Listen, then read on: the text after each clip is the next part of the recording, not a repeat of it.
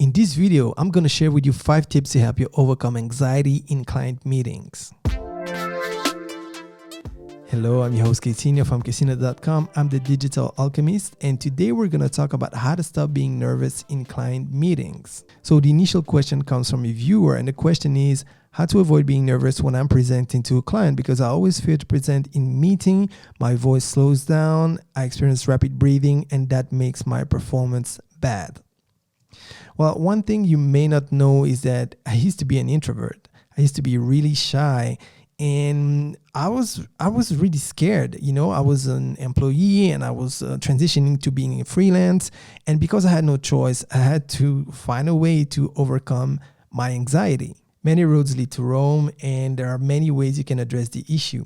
But today I'm going to share the tips that helped me along my journey, and hopefully it's going to help you too. So let's get started. How to stop being nervous in client meetings. So my first tip is to determine the cause, because usually we are focused on the symptoms. So as the viewer said, he or she is experiencing rapid breathing, and this is just a symptom. But what is the cause? Is it lack of experience, or is it anxiety? Now, if it's lack of experience, and I'm talking as a web developer and web designer, but if you're in another industry, you can just mimic what I'm going to explain. So, for example, for me, if I was just getting started and lacking confidence, the first thing I would do is try to build a portfolio. And I'm not talking about building, 100 websites. I'm talking about 3 websites. And I've actually covered that in a video. I'll put a link in the description below so you can go and have a look. But let's say you work in another industry, you should replicate that ID. You should have something to show, and that's going to build your confidence. Now, don't let that discourage you, because everyone had to start from somewhere. So now it's your turn, and you need to put in the work if you want to make this work. Now, if you're suffering from anxiety in general, that may be that you need to dig deeper, and that's actually beyond the scope of this video. But the first thing you could try to do, especially if you're experiencing rapid breathing, to be transparent, I am no expert on the subject. So what I'm going to do is I'm going to link a video in the description. And if you are suffering from anxiety, make sure you pay attention to tip number 2. And who knows, maybe you're experiencing both anxiety and lack of confidence. And in that case, you need to apply all tips in this video. So make sure you watch till the end, because I truly believe that these tips can help you and free you from that burden. Tip number 2. Be aware of your reality versus the reality. And this is often overlooked. Just like in virtual reality, if you put a headset on your head and you're within your own reality, it can actually be the same when it comes to client meetings. So let's say that you're experiencing a really tough anxiety crisis when you get into that meeting. So this is your reality, and you are aware of that, and that makes things worse, because you may think that everybody knows what you're going through. And the reality is just like when you have your headset, we don't know what's going on inside. The clients don't know. For them, you are the professional. They have a problem and you have a solution. That's why they are meeting you. They want a solution to their problem. So at this stage, when they get into the meeting, they have no idea of the war going on inside of you. So what you actually need to do is to remind yourself that people don't know what's going on inside of you. It kind of makes sense for some people, but those people usually they don't suffer from anxiety. But if you do suffer from anxiety, and if you're watching this video, I guess it's the case, then you need to remind yourself when the storm comes in that the storm is only inside of you. Other people don't know. That's going to make you feel a little bit more at ease. At least it did for me, because before I was self-aware of that fact, I really had a hard time, because I was getting warm and I thought that everybody knew that I was really stressed out. And if you stop this at the beginning of the chain reaction, it can really help. And sometimes, you have to put on a role. It's just like when I started doing YouTube videos, like I said, I was an introvert. It was really tough for me. I was kind of a shy person, and I've been willing to do that for years, but I was way too shy to be on camera. So I could have started way earlier, but it took some time for me to actually take that step. And let me give you an example with professional boxers or UFC fighters. Before the match starts, both fighters are presented. And if at that stage, any one of those shows weakness, if they show that they're scared, the game is almost already over, because it's all in the head. It's all mental. Now, I know that can be tough, especially just imagine you going on the ring for the first time and you see your opponent and you know that, I mean, he or she looks so strong and you lack confidence. But at that stage, you need to remind yourself, you need to put on a show. You need to change the way your face looks, because if you show any weakness, then you're going to have a hard time winning that match. And that brings me to my next point, which is practice, practice, and practice. So let's imagine you want to start running, you want to run a marathon, or even worse, you want to start trail running. So there are chances that you're not going to go on a race for the first time you're going to run, right? You're going to need to start practicing. And I know that because a few years ago I started running. I don't run anymore now. I still do some sports, but I don't run that much.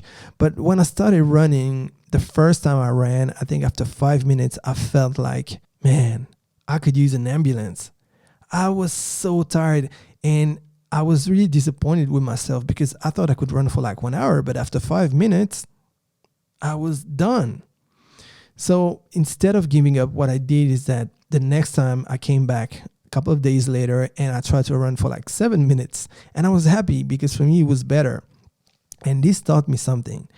It gives the brain a message, and that message is that you did better than the last time. And it doesn't look like much because it's only an extra couple of minutes, but then the next time it was 10 minutes, and the time after that it was 20 minutes, and then 30 minutes, and so on. And after a few weeks, I could run 1 hour, and I was really running on steep slopes. I was getting back in shape, and one of my dear friends noticed that. He wanted to start running too. So he went to the park, and he was impressed when he saw that I could do the track 5 times, and there was a very, very steep slope. So I ran for like, 15 minutes to 1 hour, and he couldn't run that much. I think he stopped after 10 minutes or something like that. So he was impressed. Now, fast forward to a few years later where I stopped running and he kept on running. And actually he applied the principle that I just talked about. So he started with 10 minutes, then 15, 20, and so on. And a few years ago in 2018, he ran that race. Yes, you read it right. 166 kilometers, 103 miles. So just imagine that. Within the mountains, I mean, it can be a dangerous race. Actually, unfortunately, there's already been some accidents, but it's a really long and dangerous race. And he finished it. I think he finished it in like 48 hours or something. I think he slept twice. The first time was 1 hour and the second time was like 15 minutes. I mean, he was like a robot. Now, the best ones, they finish in 23 hours or something. But he finished, I don't know if it was 48 or 60 hours, I don't recall. But basically, I think he started on Friday and arrived on the Sunday. But I was amazed. And actually, I helped with the logistics during that race. So I was bringing food and new set of clothes. So as you may imagine, the only reason why he had such a progression, such a fast progression, is because he kept on practicing. For me, it was just like a hobby, but for him, it was really, really important. So in the case of a client meeting, how can you practice? Well, that's pretty easy. Just find a loved one or a friend and ask them to play the role of the client. And I know if you're suffering from anxiety, that's going to be tough too, but hey, you need to put in the work. And if it's a loved one, if it's someone you're comfortable with, it's going to be way easier. So explain to them that you have anxiety and that's why you want to practice, and ask them to play the role of the client. So try to pick someone that's not an expert in your industry. So this way, it's going to be more natural. They're really going to behave like a client. They're going to ask you some questions you may not have thought of. And by practicing answering those questions, it's going to help you build up that confidence.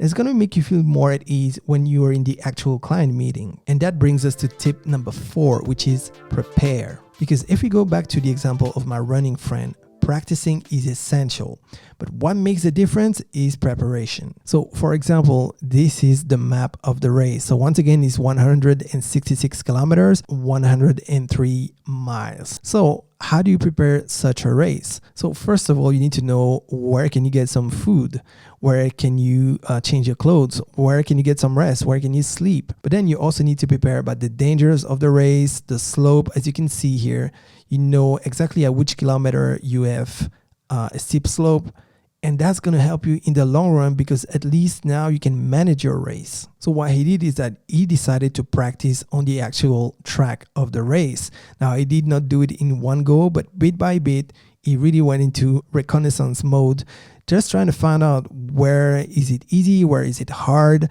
and also by running by night, what are the pitfalls, that kind of stuff. And bear in mind that there are thousands of people that start this race and they never finish. Some abandon it just after a few hours. And like I said, he ran between 48 and 60 hours. I don't recall exactly. And as you can see here, the best one that here closed the race in 23 hours and 33 minutes. But these are professional athletes. For the rest of the pack, it's more about, are you going to finish the race? And my friend finished it, even though it was the first time he was attempting that race. So if you come back to client meetings, preparation is key, because if you prepare, it's going to make you feel more at ease when you're in the actual meeting with the client. And what do I mean by preparation for a client meeting?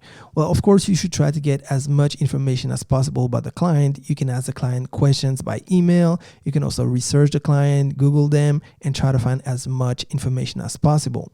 Now, don't stop there, because you can also be proactive. What you can do is just prepare some files on the industry of the client.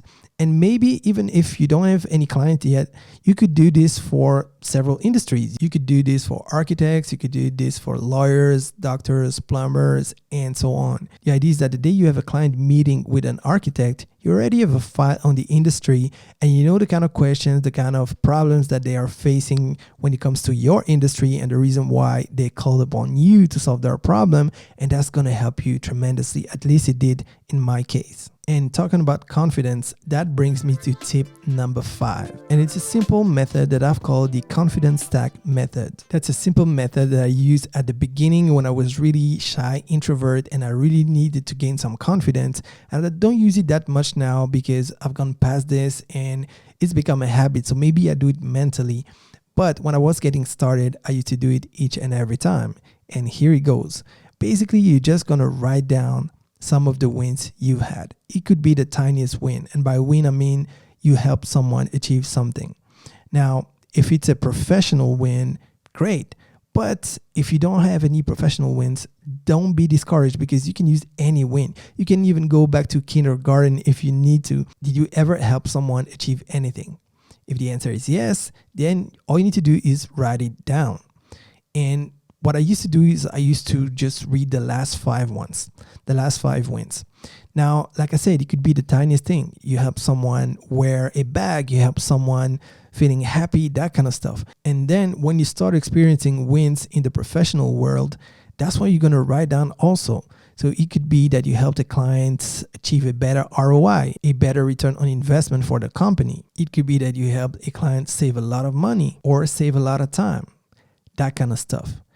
And usually what I did for me is by reading a few of these, it sent an information to my brain that I was good enough. Because when you're an introvert, when you're suffering from anxiety, when you lack confidence, you need to tell your brain that you have what it takes. So I used to do that just a few minutes before the meeting started, and that helped me tremendously, especially combined with all the other tips I mentioned in this video. Now, of course, it doesn't have to be a physical notebook. It could be your phone, it could be a tablet, or it could be in your head if you have a very good memory. But usually when you start experiencing anxiety in meetings, everything is going to get away from your brain. So writing it down helped me so much. Now, one thing is for sure, you need to put in the work if you want this to work. Like I said, I used to be an introvert. I used to be shy. I was so frightened when I got into my first client meeting. But today, honestly, it's like piece of cake. I never stress anymore when I need to get into a meeting. And if I could do it, I'm sure you can do it too. Question of the day. What is the thing that scares you the most when you get into a client meeting? We can all help each other by sharing what helped us. So I'm counting on you to do that in the comment section. Now, if you want to see me handling a project from start to finish in a fun way, I've created what I call the Web Designer Movie, where I show you how I redesign a website and you see a few interactions with the clients. And I'm confident that this is going to help you build more confidence. Enjoy.